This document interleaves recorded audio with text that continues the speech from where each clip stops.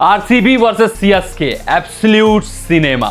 CSK को धूल चटा प्लेऑफ में आरसीबी। यार आरसीबी वर्सेस सीएसके, भाई साहब ये मुकाबला सुनकर फ्लावर समझा क्या, पूरा वाइल्ड फायर निकला मुकाबला। क्योंकि चेन्नई सुपर किंग्स जो पहले ही प्लेऑफ से बाहर हो चुकी थी और ये माना जा रहा था आरसीबी टीम पूरे रौद्र रूप में है, तो एक औपचारिकता मात्र है ये मुकाबला। यहां पर आरसीबी एक तरफा अंदाज में मुकाबला जीतेगी। लेकिन इस मुकाबले ने भाई साहब वक्त, हालात, जज्बात सब कुछ आईपीएल के बदल दिए थे।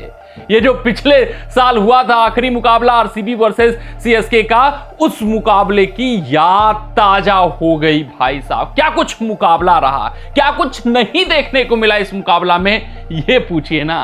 धोनी का क्रीज पर उतरना, जडेजा का फॉर्म में आना, आयुष मात्रे जैसे बल्लेबाज की अविश्वसनीय प्रतिभा देखना, फिर उसके बाद अगर हम बात करें तो 15 गेंदों पर रोमारियो शेफर्ड ने जुत्ता हल्का मचाया, जो सनसनी मचाई, जो अर्धशतक ठोका, उसने आरसीबी को एज दिया।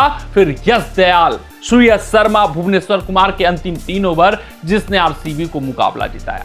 उससे भी बड़ी बात भाई साहब विराट कोहली का एन वक्त पर कैच छोड़ना, रविंद्र जडेजा को 2-2 जीवनदान मिलना, उसके बाद टिकने के बाद, जमने के बाद सीएसके को वो लाइन क्रॉस नहीं करा पाए। यही नहीं यार, रविंद्र जडेजा ने कितनी फुल टॉस गेंदें छोड़ी हैं, जो चौके और छक्के में आसानी से जडेजा अपने प्राइम फॉर्म में कन्वर्ट कर दिया करते थे। यानी कि जडेजा अब वो जडेजा नहीं रह गए। टिकने के बाद जडेजा के बल्ले से चौके छक्के नहीं आ रहे हैं, मतलब जडेजा के अंदर अब फिनिशिंग कैपेबिलिटी नहीं रह गई है। अब कुछ तो उनके अंदर कमियां हैं, खामियां हैं, टेक्निक में बहुत बड़ी लूप होल समझ में आ रही है। बात करें इस मुकाबले की, तो जब ये मुकाबला शुरू हुआ तो लगा कि एक तरफा अंदाज में मुकाबला खत्म होगा। चेन्नई सुपर किंग्स उतने फॉर्म में नहीं है, चेन्नई सुपर किंग्स से गेंदबाज बेहतरीन गेंदबाजी नहीं कर रहे हैं। वहां पर विराट कोहली जबरदस्त अंदाज में बल्लेबाजी करते हुए दिखे। आज 33 गेंदों पर 62 रन बनाया 187 के स्ट्राइक रेट से, यानी कि पिछले मुकाबले में ये एंकर की भूमिका में दिखे थे।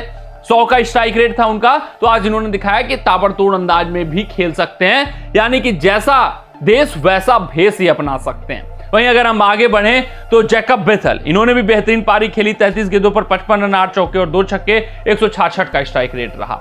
दोनों ही बल्लेबाजों ने बेहतरीन और सॉलिड स्टार्ट दिया, तो लगा एकदम एक तरफा है मुकाबला। लेकिन चेन्नई सुपर किंग्स फिर कमबैक करती है। नूर अहमद कमबैक कराते हैं, उनके अन्य गेंदबाज पाथिराना जो मिडिल ओवर्स में आते हैं, विकेट पर विकेट निकालते चले जाते हैं, वो कमबैक कराते हैं।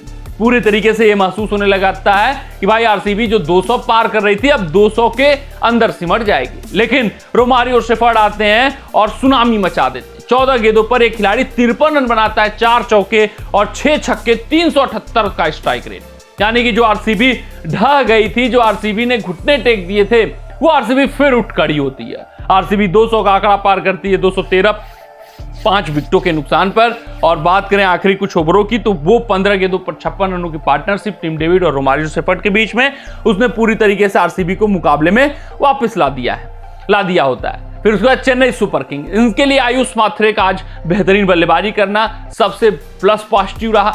ये आज मुकाबला हारे हैं, बहुत दुख दर्द नहीं पहुंचेगा, इन्होंने लड़ाई लड़ी है, ये इनके लिए बड़ी बात है। हाँ, जडेजा का फॉर्म कॉज ऑफ कंसर्न रहेगा। फॉर्म इन द सेंस वो ये खोज लिए हैं कि जडेजा को बल्लेबाजी कहां कराना है, लेकिन ये जो फिनिशिंग टच नहीं जडेजा दे पा रहे हैं, ये मलाल रहेगा धोनी को, ये मलाल रहेगा चेन्नई सुपर किंग्स को। जडेजा को थोड़ा बहुत अपने 6 हिटिंग कैपेबिलिटी को इंप्रूव करना होगा। आयुष मात्रे काबिले तारीफ, इन्होंने बल्लेबाजी की 54 गेंदों पर 48 रन, 9 चौके और 5 छक्के। आयुष मात्रे और रविंद्र जडेजा के बीच जो साझेदारी हुई, उसने चेन्नई सुपर किंग्स को अंत तक मुकाबले में रखा था। 114 रनों की पार्टनरशिप 64 गेंदों पर, और जो रन रेट था वो 11 या 12 से ऊपर कभी एक दोनों खिलाड़ी जाने नहीं दिए। एकदम चेज में चेन्नई सुपर किंग्स थी, एडवांटेज चेन्नई सुपर किंग्स के पास था। लेकिन उसके बाद जो मैचअप्स का प्रयोग किया जाता है, धोनी के खिलाफ, जडेजा के खिलाफ श्रेयस शर्मा का जो प्रयोग किया जाता है, वो मास्टर स्ट्रोक साबित होता है। वहां दोनों खिलाड़ी उस ओवर में फंसते हैं, 6 रन मात्र श्रेयस शर्मा उस ओवर में कंसीड करते हैं। फिर भुवनेश्वर कुमार का अगला ओवर, जहां विराट कोहली कैच छोड़ते हैं, पूरी तरीके से मोमेंटम चेंज हो जाता है। लेकिन वो फिर बेहतरीन, उतनी स्टैंडर्ड के हिसाब से भाई साहब भुवनेश्वर के बहुत बेहतरीन गेंदबाजी नहीं कही जाएगी, लेकिन ड्यू ये सब फैक्टर को देखते हुए वो जो कैच छोड़ा उसमें चौका कन्वर्ट हुआ, उन सभी बातों को देखते हुए एक अच्छा ओवर। फिर यश दयाल वो आते हैं 15 रन डिफेंड करने, और डिफेंड करके आरसीबी की झोली में मुकाबला डाल देते हैं। 16 पॉइंट्स आरसीबी के हो चुके हैं इस जीत के साथ। तो ये भी आप मान लीजिए कि प्लेऑफ में पहली टीम आरसीबी है जो पहुंच चुकी है, क्योंकि अभी तक जब से 14 मुकाबलों का ये आईपीएल हुआ है तब से 16 पॉइंटों पर कोई बाहर नहीं हुआ है। अब टॉप 2 की लड़ाई है कि ये टॉप 2 में फिनिश करते हैं या नहीं करते हैं। प्लेऑफ इनका सुनिश्चित हो चुका है। ऑफिशियल ऐलान 18 पॉइंट पर होगा, क्यों आगे तब लिखा जाएगा, लेकिन प्रैक्टिकल तौर पे ये पहुंच चुके हैं। सिर्फ और सिर्फ मैथमेटिकल कैलकुलेशन, इम्प्रैक्टिकल कैलकुलेशन जिसको हम कहते हैं, वही अगर कुछ होगा तभी ये बाहर जाएंगे, अन्यथा ये 16 पॉइंटों पर प्लेऑफ में जगह बना चुके हैं। कमेंट सेक्शन में कमेंट करके बताइएगा कि आज की जीत आरसीबी की कैसी लगी। मिलते हैं आपसे अगले रिपोर्ट में, तब तक अपना ध्यान दें, सुरक्षित रहें, स्वस्थ रहें, मस्त रहें। जय हिंद, जय भारत।